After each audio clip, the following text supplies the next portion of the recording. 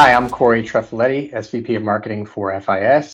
Welcome to our next Fintech Exchange recording. We're going to talk a little bit about AI in FinTech today, and I'm joined by Matt Kanopa, who recently joined FIS.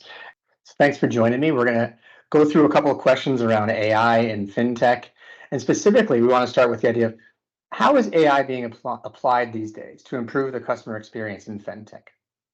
I've been thinking about this a lot lately, and I think my answer here is it's not being applied very well yet. When you look across a lot of the space, there's some green shoots, and you've got a lot of companies starting to talk about AI, about the impact it can have.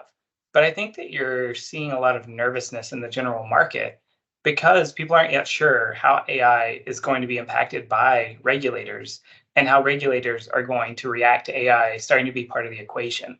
And when you think about financial institutions, a big part of their business model is oriented towards keeping regulators happy, making sure that we're taking care of all the things that we're supposed to.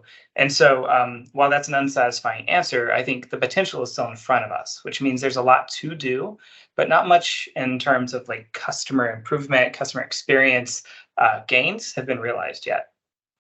That's a good point. You bring up the idea that compliance, regulatory issues, those are going to impact the adoption of AI technology. Do you think it's going to take a little bit longer in fintech than it will in some other categories or verticals?